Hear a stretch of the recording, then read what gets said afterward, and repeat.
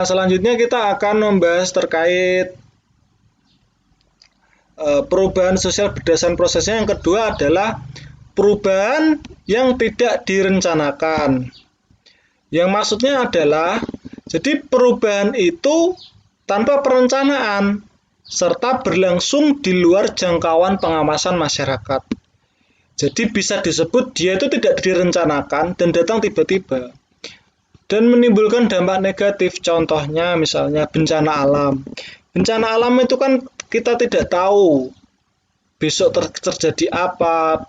Tahu-tahu tiba-tiba ada tsunami, ada gempa bumi, ada gunung meletus. Nah, hal ini kan kebanyakan adalah faktor alam, bukan faktor manusia. Selanjutnya adalah perubahan sosial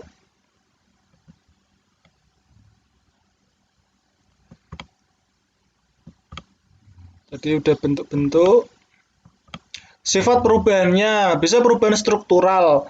Maksudnya struktural itu adalah perubahan mendasar. Dia mengakibatkan perubahan di dalam masyarakat. Dia mengubah tatanan, mengubah organisasi, mengubah sikap masyarakat, mengubah budaya masyarakat. Dan ada juga perubahan yang berdasarkan proses. Jadi dia hanya terjadi pada aspek pelaksanaan sistem. Nah, perubahan ini bersifat tidak mendasar karena bertujuannya adalah memperbaiki sistem sebelumnya. Seperti itu. Yang kelima adalah perubahan sosial berdasarkan caranya. Ada yang pakai kekerasan, ada tanpa kekerasan. Maksudnya perubahan dengan cara kekerasan itu adalah masyarakat dipaksa untuk melakukan perubahan. Misalnya di sini ada kudeta, terus masyarakat dipaksa untuk pindah dari tempat tinggalnya, penggusuran, itu kan perubahan secara paksa dengan kekerasan. Ada juga perubahan tanpa kekerasan, yaitu perubahan yang mengutamakan cara-cara damai sebagai upaya mencapai tujuan perubahan. Nah, perubahan ini dilakukan dengan cara menjalin hubungan sosial antar pihak yang ingin melakukan perubahan dengan masyarakat yang hendak diubah. Nah, dengan rata-rata perubahan sosial itu ada dua, dengan kekerasan dan tanpa kekerasan. Kalau tanpa kekerasan, prosesnya memang sangat lama, karena di situ kita harus bernegosiasi dengan banyak orang, mencari jalan yang terbaik, kemaslahatan bersama. Ada juga orang-orang yang ingin perubahan sosial dengan cara kekerasan. Karena apa? Dengan cara kekerasan itu mempercepat, tidak keluar uang banyak, tidak perlu bernegosiasi dengan banyak orang, dan semua keinginan tercapai. Namun di sisi lain, dengan perubahan cara kekerasan, itu akhirnya bisa menjadi ketidakadilan sosial. Namun kalau kita menggunakan perubahan tanpa kekerasan dengan damai, kita menghindari menghindari kekerasan, menghindari pertempuran, menghindari konflik. Akhirnya setiap masyarakat itu merasa diuntungkan, tidak ada yang dirugikan. Tapi kalau dipaksa, kan pasti ada yang merasa dirugikan. Seperti itu. Nah, selanjutnya kita akan masuk di perubahan sosial berdasarkan perkembangan. Ada dua, yaitu progres dan regres. Kalau progres itu kan pasti kelihatan bahwa perubahan itu membawa kemajuan bagi masyarakat. Perubahan progres merupakan perubahan yang dikehendaki oleh masyarakat. Misalkan di desa kan butuh sejahtera, desa butuh kemajuan. Nah, masyarakat menginginkan tokoh yang bisa memimpin.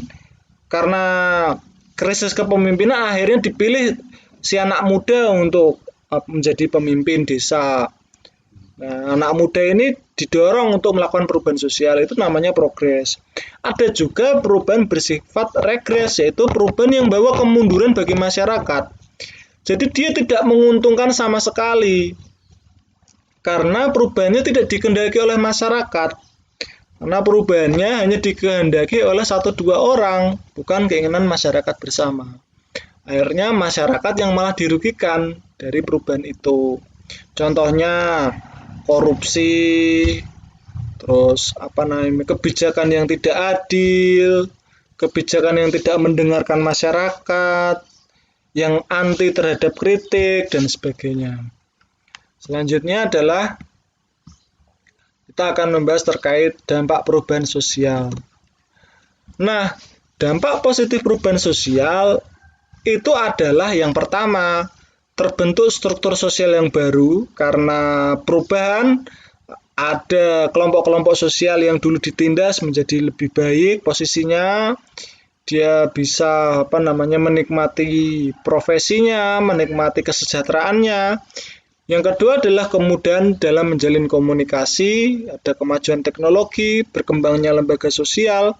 Jadi dampak positif perubahan sosial itu sangat bagus ketika dia bisa mengubah keadaan sosial ekonomi masyarakat, seperti itu.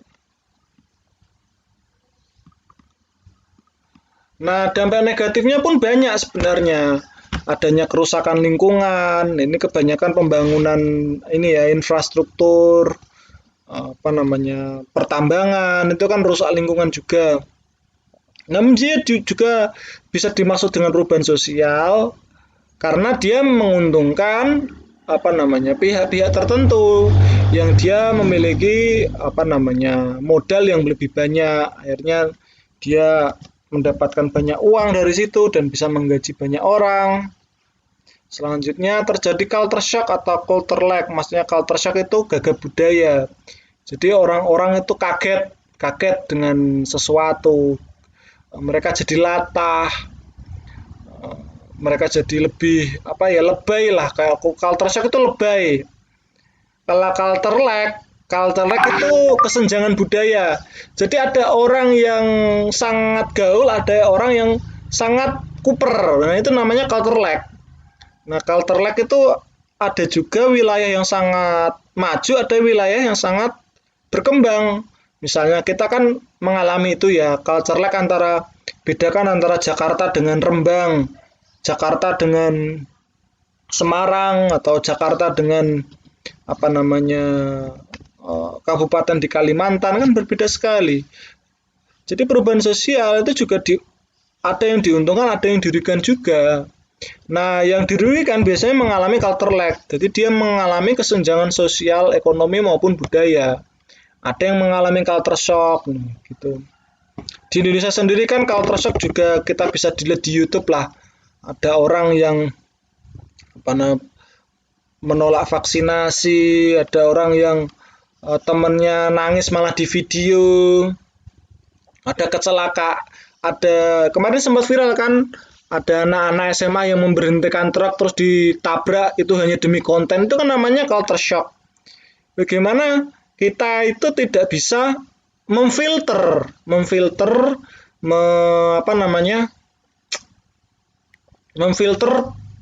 sesuatu yang baru. Jadi pengen buat konten di TikTok dengan cara menyetop truk di jalan raya, itu sangat berbahaya sekali tindakan itu dan korbannya sudah banyak. Namun kenapa itu sering dilakukan?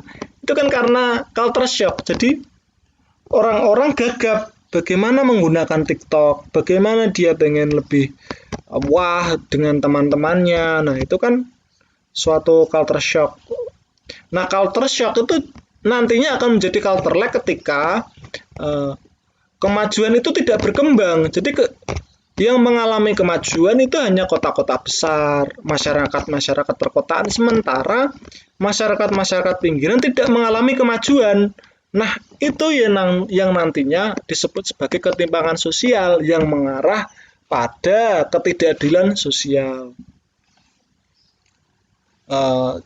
Yang selanjutnya pasti dampak negatif adalah konflik sosial, lembaga sosial yang tidak berfungsi secara optimal itu pasti, peningkatan tindak kriminalitas, muncul fenomena anomi. Anomi itu maksudnya jadi di dalam suatu masyarakat itu ada aturan. Nah, kalau sudah anomi berarti sudah tidak ada aturan. Misalkan di desa dulu kan ada aturan tamu maksimal datang jam 9 jam 10. Tapi lama-kelamaan kan orang-orang sudah tidak menganggap itu. Ada yang bertamu jam 12 malam, jam 1 pagi, jam 2 pagi. Nah, lama-lama aturan sosial itu terhapuskan oleh masyarakat karena masyarakat sudah tidak menganggap itu adalah aturan. Jadi suatu aturan itu sudah tidak dianggap oleh masyarakat, itu namanya anomi sosial. Muncul fenomena marginalisasi. Maksudnya marginal itu apa? Penyingkiran, peminggiran kelompok sosial tertentu oleh pihak-pihak terkait. Bisa pemerintah, bisa orang-orang yang punya kekuasaan. Jadi munculnya fenomena marginalisasi itu disebabkan karena perubahan sosial yang tidak banyak menguntungkan masyarakat, malah masyarakat dirugikan. Misalkan proses marginalisasi itu terjadi di kota-kota besar di Indonesia. Contohnya di Jakarta, di Semarang, di Medan, di Palembang, di Jogja, di Surabaya. Memang kota-kotanya maju. Kalau kita lihat mall-nya, kita lihat pusat-pusat perbelanjaan, coba kalian main ke sungai-sungainya. Lihat itu, berapa banyak ada rumah-rumah di pinggir sungai yang itu sangat membahayakan sekali. Mereka hidup dengan keadaan ekonomi yang pas-pasan. Itu terjadi karena marginalisasi ekonomi perkotaan. Kota dikuasai oleh orang-orang kaya dan orang-orang berpendidikan. Sementara mereka yang tidak berpendidikan, mereka yang tidak memiliki ekonomi yang bagus, tingkat ekonomi yang bagus, mereka menjadi gelandangan. Nah, fenomena marginalisasi ini artinya terjadi ketidakadilan sosial yang didukung oleh kebijakan yang tidak melindungi orang-orang miskin, seperti itu. Apakah ada pertanyaan? Halo? Sebelum kita masuk ke bab modernisasi dan globalisasi. Ya. Gimana? Apakah ada pertanyaan?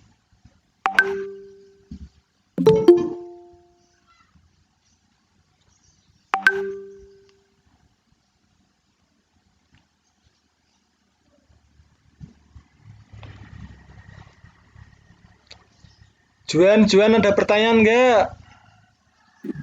Nggak ada, Pak. Anggi. Ada pertanyaan nggak? Nggak ada, Pak. Kok kompak kalian? Caca? Enggak, Pak. Ya. Kita lanjut apa istirahat dulu?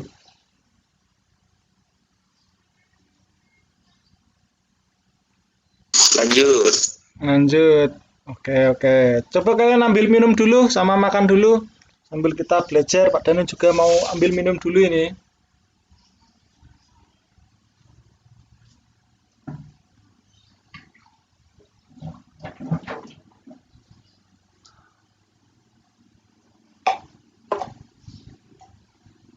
Minggu depan ulangan ya.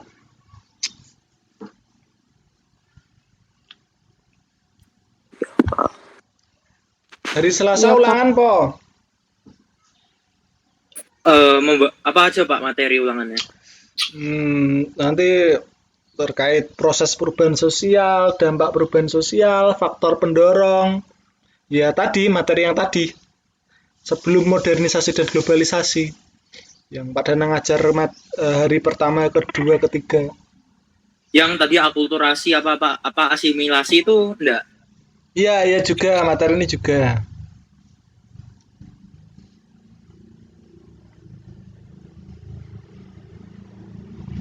Nanti ulangannya ini apa namanya, kita pakai Google Meet, pakai Google Form aja. Nanti kalian tulis jawaban di Google Form. Hari Selasa ya, berarti ya.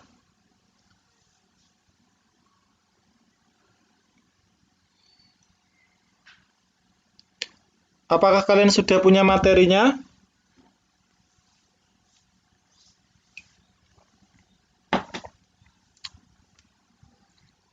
Randy udah punya materinya belum, Ren? Di PDF itu tuh Pak. Iya. Ya, udah punya Pak. Oke, yang nggak punya siapa ini?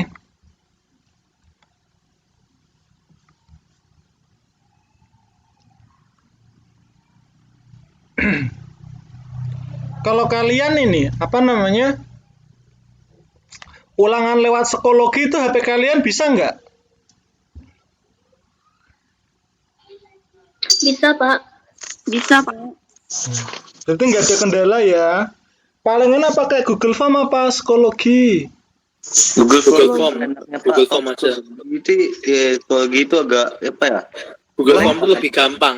Iya, iya. Mungkin ada 5 sampai 7 soal. Nanti kalian kerjakan. Kerjakan sekitar 1 jam lah nanti kalian kumpulkan. 1 jam pelajaran nanti kalian kumpulkan. Dan selanjutnya kita hari Rabu itu kita masuk ke materi modernisasi dan globalisasi. Kita harus mempercepat ini karena sebentar lagi akan UAS juga. Jadi setelah materi perubahan sosial selesai, kita masuk ke materi pemberdayaan masyarakat. Nah, setelah materi pemberdayaan masyarakat, kita kembali lagi masuk ke materi kelas 1 dan kelas 2. Jadi kalian masih bawa buku kelas 1, kelas 2 enggak? Enggak, Pak. Nah, ya. Pak Danang nanti kirimkan lah. Nanti Pak Danang kirimkan materi buku kelas 1, buku kelas 2 biar kalian nanti belajar kembali materi apa namanya yang dulu-dulu. Di buku-buku masa kalian nggak ada materi kelas 1, kelas 2 di buku catatan kalian? Enggak dibawa Pak. Kan di Rembang, Pak. Enggak dibawa. Oh, berarti kalian pulang cuma bawa diri. Iya, Pak.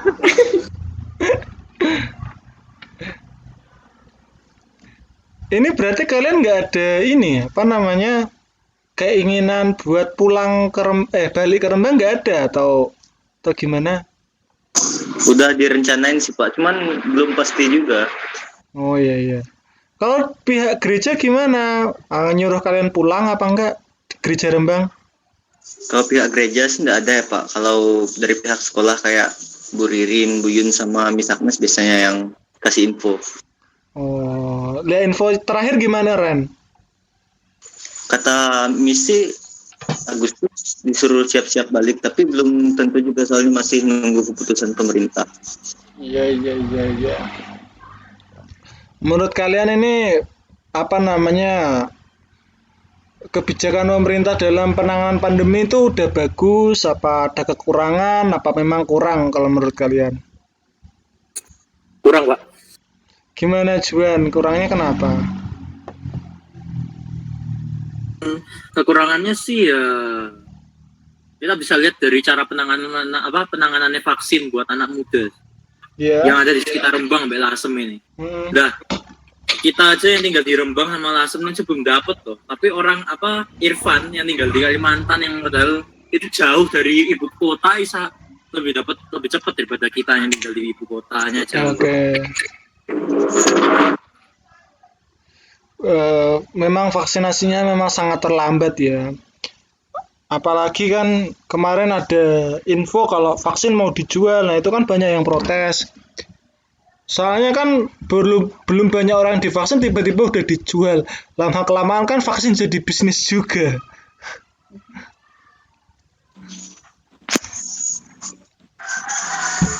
Kalau vaksin dijual kamu mau beli nggak? Anggi.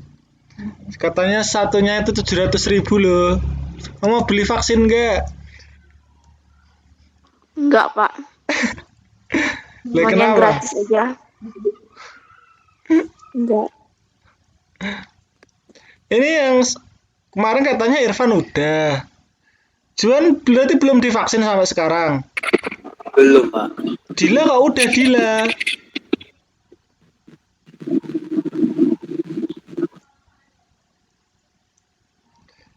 Caca ya juga belum divaksin Caca ini di Rembang. Belum, Pak. Kalau orang tuamu udah? Katanya di Rembang vaksinnya habis, tapi belum tahu sampai sekarang. Oh. Bapak, mama, papa belum vaksin juga? Belum juga. Semoga. Sebenarnya belum ada kabar ada vaksin sih. Kalau Pak Danang itu di desa-desa malah sekarang udah vaksinasinya banyak itu orang-orang di desa. Kemarin tuh yang divaksin 200 orang. Satu desanya Pak Danang itu.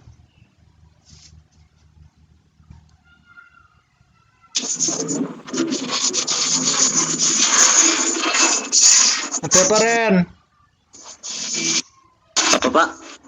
Kok kresek-kresek?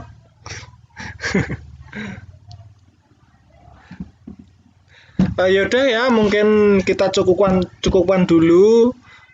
Pak Danang ngasih kalian waktu buat istirahat dan besok Selasa persiapan untuk ulangan ya, materi sebelumnya.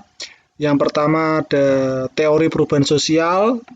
Yang pertama teori perubahan sosial, yang kedua proses perubahan sosial, tipe-tipe perubahan sosial, faktor pendorong, faktor penghambat perubahan sosial, dan juga terakhir tadi materi terkait proses perubahan sosial itu lewat akulturasi, asimilasi, penetration pacific, violence, difusi dan sebagainya. Itu kalian pelajari. Nanti materi Pak Danang share lagi kalau kalian kehapus. Kalau bisa setelah Pak Danang share di file PDF kan, kalau di WA itu kan ada tanda bintang kan. Nah, jadi ketika kalian ada e-book yang masuk atau jadwal yang masuk atau tulisan yang masuk, itu bisa kalian simpan dikasih tanda bintang itu loh. Nah, kalau kalian kasih tanda bintang itu nggak mungkin hilang kayak gitu. Ya?